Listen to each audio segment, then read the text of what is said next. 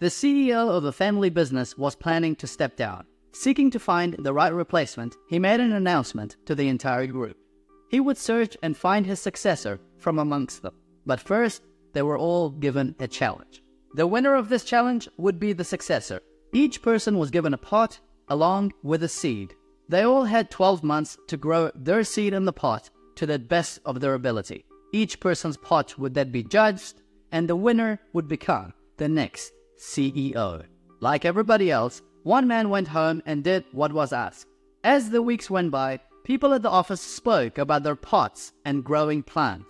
The man, on the other hand, would go home and regularly care for his pot, but still, he was unable to see any progress. Nothing was growing in his pot.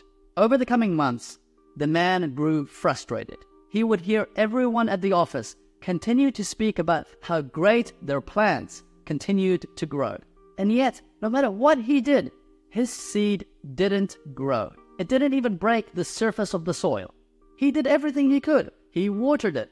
He gave it soil fertilizer. He placed the pot under the sun. He would do everything he knew he should. He was frustrated, but he persisted.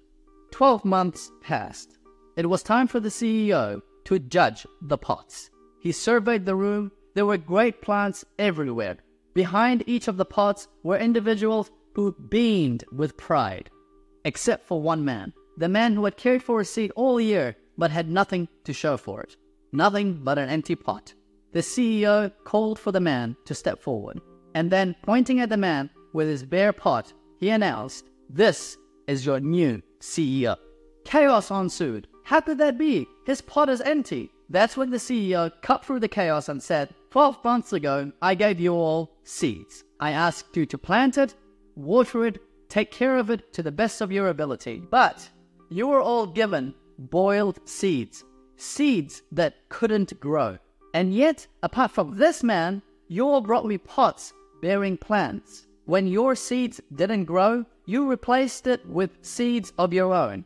This man was the only person who exhibited courage to persist, to have integrity, to work on the seed that was given to him, despite of it not growing, despite of his short-term dissatisfaction, despite of his frustration of having to hear all of you talk about your growing plants. He is the kind of person I want as my successor.